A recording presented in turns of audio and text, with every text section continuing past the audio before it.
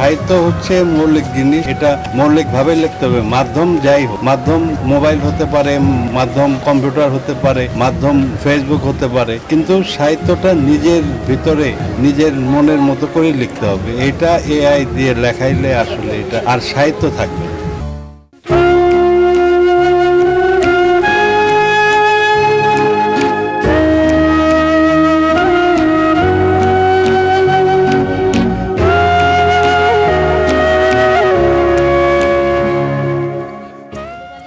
বাতাসও প্রবেশ করে। আমরা তো আসলে বাতাস আসবে, আলো আসবে সেই চিন্তা করেই জানালা খোলা রাখি, কিন্তু ধুলোবালি প্রবেশ করলে তাতে আসলে আমাদের কি করার আছে? আসলে কেন আমি এই কথাটি বললাম তার উত্তরটি দেবে রিশাদ। আসলে নানাবিধ কারণ থাকতেই পারে। তার পাশাপাশি আসলে এখন তো যেই সময়টা চলছে দক্ষিণা হাওয়ার সময়, তো সবকিছু মিলে আসলে দক্ষিণা হাওয়া যখন থাকবে সেখানে ধুলোবালি সবকিছুই থাকবে এবং সবকিছুকে মিলে আমাদের সামনের দিকে এগিয়ে যেতে হবে একদম। এবং এই যে প্রযুক্তির এই যুগে, প্রযুক্তিও অনেকটা সেরকমই। প্রযুক্তির যেমন ইতিবাচক দিক রয়েছে, তেমনি রয়েছে নেতিবাচক দিকও। আজ আমরা প্রযুক্তি এবং বইমেলা এই বিষয় নিয়ে কথা বলবো। পুরোটা সময় জুড়ে আপনাদের সঙ্গে আছি আমি অন্তরা বিশ্বাস এবং আপনাদের সঙ্গে আছি আমি রিশাদ হাসান। আজকে আমাদের সঙ্গে স্টুডিওতে অতিথি হিসেবে উপস্থিত আছেন আমাদের পল্লব মোহাইমিন। তিনি প্রযুক্তি বিষয়ক লেখক ও সাংবাদিক। আপনাকে স্বাগত জানাচ্ছি আমাদের এই আয়োজনে। শুরুতেই জি অনেক ধন্যবাদ।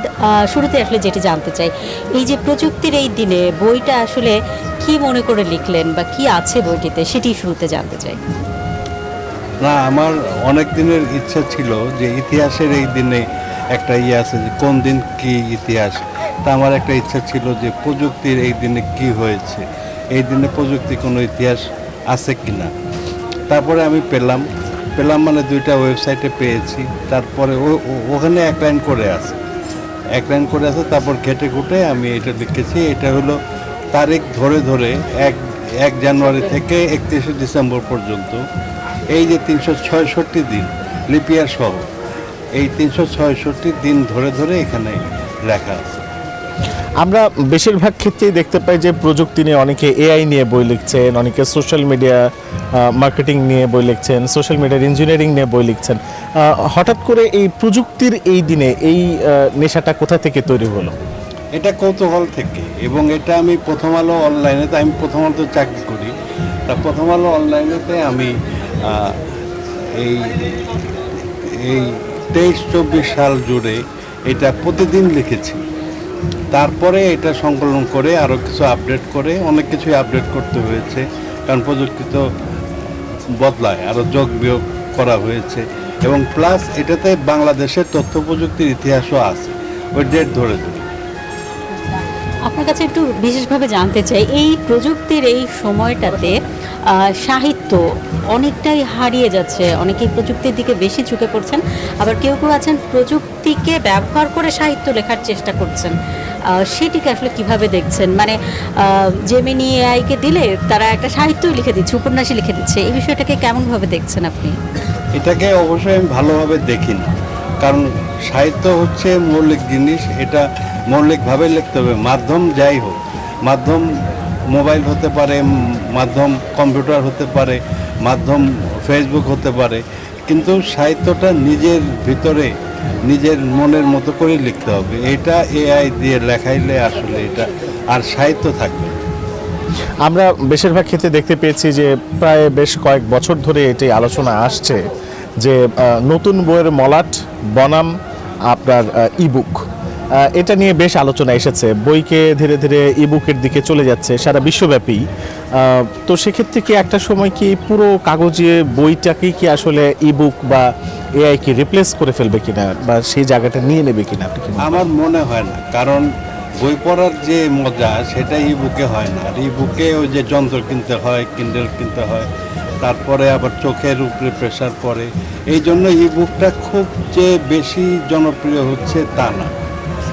বইটাই আছে, যারা বই পড়তে ভালোবাসে তারা বই পড়ে, এটাই আর কি সত্য। আপনার এই বই লেখার ইচ্ছেটা কি ছোটবেলা থেকেই ছিল, নাকি সাংবাদিকতা করতে করতে বই বের করার ইচ্ছে হয়েছে? না, মানুষ আসলে আগে একবার লেখক হয়, তারপর সাংবাদিক হয়, তারপর আবার লেখক হয়ে যায়। তা ছোটবেলা থেকে লেখালেখির অভ্যাস ছিল এবং পাঠক মানে বই পড়ার ইচ্ছা খুব বেশি ছিল এবং সেই কারণেই আমি লেখার দিকে ঝুঁকেছি। আর আমার আব্বা ছিলেন শিক্ষক, বাংলার শিক্ষক, ফলে ওই জায়গাটা থেকে আমরা সবসময় আমি একটা পরিবেশ পেয়েছি যে বই পড়ো, জানো, বুঝো। তারপরে নিজে যখন লেখালেখি শুরু করলাম তারপরে তো সাংবাদিকতায় আসলাম। সাংবাদিকতার মানে আমি মনে করি প্রধান সত্য হচ্ছে লেখার হাত থাকতে হবে। আগে লেখার হাত থাকতে হবে, তারপর সাংবাদিকতা শিখে লিখতে গেলে সমস্যা হবে। আপনাকে অনেক ধন্যবাদ। আমরা ফিরবো আবার আপনার কাছে, কিন্তু একটা ছোট্ট বিরতির পর এসে। ঠিক তাই, আমরা একটা ছোট বিরতিতে যাব। বিরতির পর যখন ফিরবো তখন থাকছে আমাদের এই বইমেলার বাকি আলোচনা। সঙ্গে থাকুন। বিরতির পর আবারও স্বাগত জানাচ্ছি 21শে বইমেলায়। আজ আমরা কথা বলছি তথ্য প্রযুক্তি এবং বই নিয়ে। এই যে বিষয়টা অনেকটা জানালা খোলা রাখার মতো, অর্থাৎ এই তথ্য প্রযুক্তিকে আমাদের ঘরে আসতে দিতেই হবে, আমাদের জীবনে আসতে দিতেই হবে, কিন্তু জানালা খোলা রাখলে যেমন বাতাসের আসে সেই সাথে সাথে ধুলোবালিও আসে, ঠিক একই রকম তথ্য প্রযুক্তিরও কিছু নেতিবাচক দিক আছে রিশাদ। হ্যাঁ, নেতিবাচক দিক তো আছেই। আমরা যেমন সবচেয়ে বেশি দেখতে পাই গুজব। এখন সবচেয়ে বড় জায়গা তৈরি হয়েছে এআই দিয়েও গুজব ছড়ানো হয় এবং তার পাশাপাশি ফটো কার্ড, যেটি আসলে বেশ নানাভাবে ভুল তথ্য বা বিভ্রান্তিকর তথ্য ছড়ানোর জন্য আসলে যথেষ্ট হয়ে পড়ে। সে কারণে আমরা একটু পল্লব মোহামিন আপনার কাছে আসি যে আমরা দেখতে পেয়েছি যে সামাজিক যোগাযোগ মাধ্যমে নানাবিধ গুজব তৈরি হয়। কেউ স্ট্যাটাস দিয়ে গুজব লেখে, কেউ ফটো কার্ড ব্যবহার করে, কেউ বা এআই ভিডিও ব্যবহার করছে বা পুরনো ভিডিও নতুন করে রিপাবলিশ করে গুজব চলছে। এগুলো থেকে আসলে আমাদের বাঁচার উপায়টা কি? বাঁচার উপায় হচ্ছে এখানে সচেতন থাকা।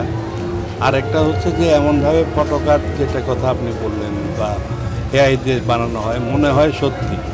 আর সত্যি মানে একটা জিনিস আমি খেয়াল করে দেখছি যে আমাদের বয়সী যারা একটু প্রযুক্তি কম সচেতন বা বোঝে কম, তারা আবার এটা বিশ্বাস করে ফেলে। কিন্তু তাদের কিন্তু জীবনে অনেক অভিজ্ঞতা আছে, সেটার উপর ভিত্তি করে সিদ্ধান্ত নেওয়া উচিত। আর যেটা গুজব ছড়াবেই, কারণ অবাধ মাধ্যম এবং এই মাধ্যমে খুব সহজভাবে কাজ করা যায়, খুব সহজলভ্য এখন সব কিছু। তো কেউ যদি ইচ্ছা করে গুজব ছড়ায়, প্রথমে হলো সন্দেহ করতে হবে, তারপরে খুঁজতে হবে। আসলে অথেন্টিক নিউজ মিডিয়া ছাড়া কোনো সংবাদই বিশ্বাস করা উচিত না। অথেন্টিক নিউজ কিভাবে বোঝা যায় সেটি নিয়ে ইদানিং অনেক সাংবাদিকেরও ট্রেনিং হচ্ছে বা অনেক ক্ষেত্রে ট্রেনিং দেওয়া হচ্ছে, কিন্তু সাধারণ মানুষ কিভাবে বুঝবে যে এই খবরটি সঠিক নাকি ঠিক নয়? সেটা ঠিক চিহ্নওয়ালা মিডিয়ার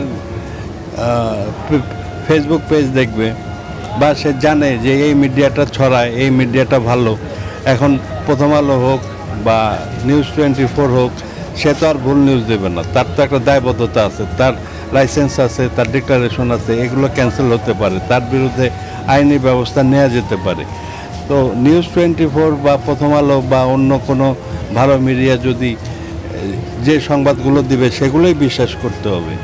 তারপরে আবার থাকে খণ্ডিত অংশ করে কার্ড বানিয়ে দেয়, এইটা তো আসলে থাকবেই, কিন্তু এই একটা হজবরলর মধ্যেও সঠিক জিনিসটা বেছে নিতে হবে। বা আমি দেখলাম কিন্তু আমি কিছু বললাম না, সেটাও হয়। তারপরে আমি আরও দেখলাম, তারপর যেটা সত্য আমি সেটা নিয়ে কথা বললাম। অনেক ধন্যবাদ আপনাকে আমাদের সঙ্গে যুক্ত হবার জন্য। আপনাকে অসংখ্য ধন্যবাদ। আসলে আজকে আর একদমই সময় নেই, নিশ্চয়ই অন্য কোনো দিন আরও বিস্তর আলাপ হবে আমাদের। আসলে রিশাদ, যে কথাটি পল্লব মোহামিন বলছিলেন, ভারতে কিন্তু এই যে ইরানের যুদ্ধ, এই যুদ্ধ নিয়ে এআই ব্যবহার করে বিভিন্ন ধরনের গ্রাফিক্স তৈরি করে সেটা নিউজে দেখানো হচ্ছে, যেগুলো খুবই ভুল এবং এটা বেশ সমালোচিত হচ্ছে।